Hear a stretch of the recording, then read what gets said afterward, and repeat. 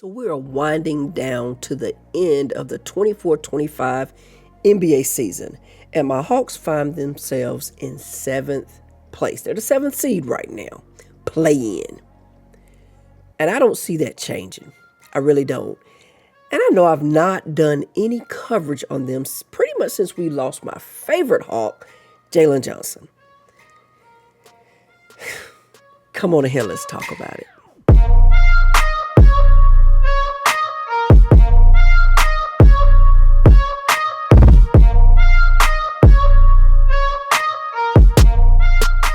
What it do, YouTube? Welcome back to the channel. While you in here, hit that like, comment, subscribe, notification bell so you can be notified every time Her Takes uploads a new video. All right, let's get it. Yeah, so there are a couple of things that the Hawks have to look forward to. You know, I must admit. One, Dyson Daniels getting DPOY, Defensive Player of the Year. Two, Zachariah Ricochet getting Rookie of the Year. We're going to take a look at those and see what I really think is going to happen with those two races. We'll take a look at those next. But first, I want to talk about my Hawks, the state of the Hawks for this season. So right now, currently, like I said, we're 7th seed. No JJ. He's out for the season. He won't even be here for the playoffs. The team has surprisingly, pretty much only have dropped about 2 seeds, 2 seeds, because when he got hurt, we were the 5th seed. He get hurt, now we're the 7th seed.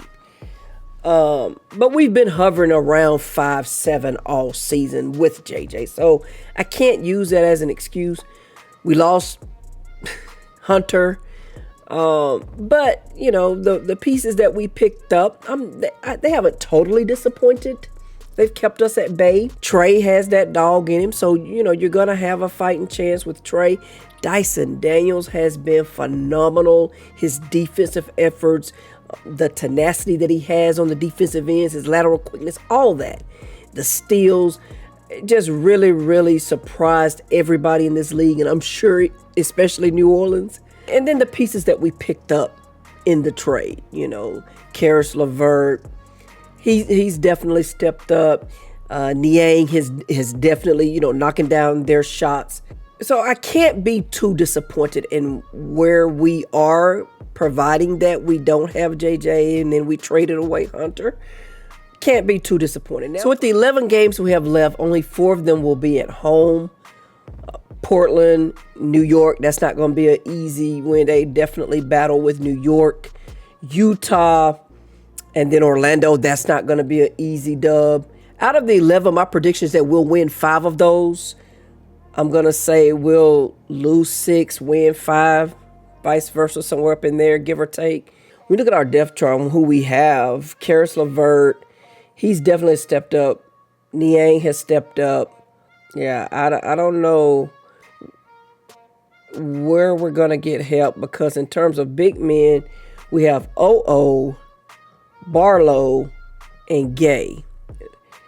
And really, Barlow and Gay are forwards, but they're going to have to fill in and help us out, because, without having Larry Nance Jr. or Capella, that's going to be really tough, even the play-in matchup. Because, so looking at the Eastern Conference, in the play-in, Atlanta's going to end up going up against Miami, Chicago, Orlando, wherever they fall, wherever these teams fall, we're going to have to play one of these teams once, or maybe 2 of these teams.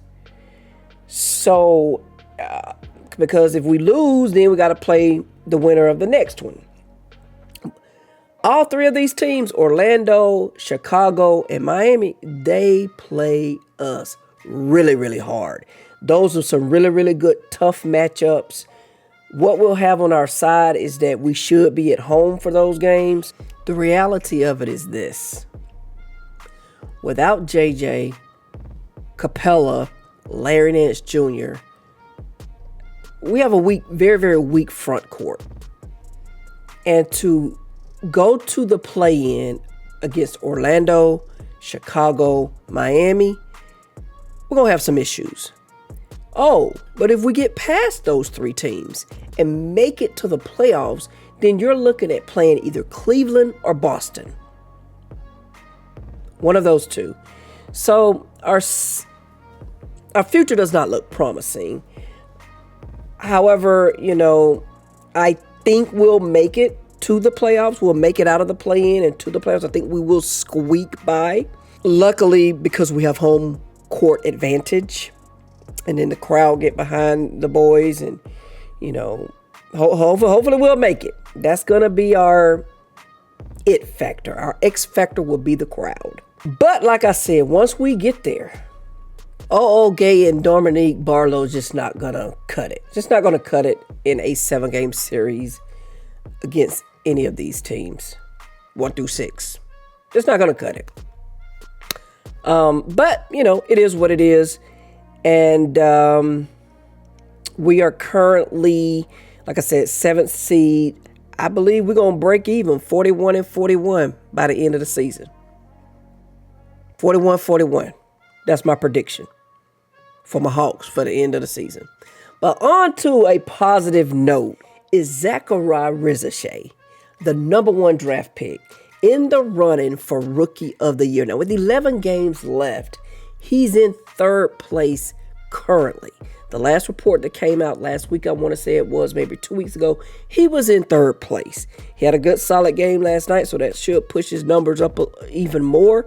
He's currently averaging 12.1 points a game, 3.7 rebounds, 1.2 assists, and shooting 44.8 from the field. His competition coming in 2nd place is Jalen Wells with Memphis Grizzlies, 10.6 points a game, 3.3 boards, 1.7 assists, shooting 42.7% from the field, which is why I said I believe with the next report, Zach should be ahead of him, should be in 2nd place, because his numbers are clearly better than Jalen. This is when they did this report about a week ago. So I believe Zach has slidden into 2nd place. Now in 1st place is Stephon Castle with San Antonio. 14 points a game, 3.2 boards, 3.6 assists, and 42.8 from the field, which I believe at this point is his to lose. With 11 games to go, Zach is just going to have to flat out ball out and go crazy, play out of his mind in order to take it from Stephon, in order for Zach to surpass him. But there's that slight chance that he could. He most definitely can do it. Even if he doesn't, 2nd place, that's not bad at all for, your first round draft pick to come in 2nd place and be really, really close to become Rookie of the Year. He's developing. He's doing what he's supposed to do. He had some games where, he's a rookie. So I'm pretty sure there's a lot of games out there he wished he could have back. But all in all, I feel like this season for Zach, B+. Now, the other race that the Hawks are involved in is going to be the Defensive Player of the Year. That's where we have my man Dyson Daniels. He's in 2nd place for this race. And you got Evan Mobley in 1st place, and you got Draymond Green in 3rd. Again, just like Stephon Castle for the Rookie of the Year, this is Evan Mobley's race to lose. It is going to take for Dyson to just really, really ball out. Right now, he's averaging 3.1 steals. I'm pretty sure that's what they're basing it on. He's got 5.7 boards. I don't see where, he's not even getting a block a game. So it's just basically with his steals. He has the most steals in the league, and I don't think his steals are going to be enough to surpass him past Evan Mobley. You got Draymond Green in the race. He's getting 6 boards. 2.3 steals a game. He's getting a full block per game. So he's got Draymond Green beat pretty much. But this Evan Mobley, I'm telling you, even with bringing 18 points, 9 boards a game, 3 assists per game, shooting 56 from the field. Now that's offense, but even still, to have that to go along with his defensive efforts, I just don't see it being taken from him. But now he's not even averaging a full steal per game, and he's getting a block per game.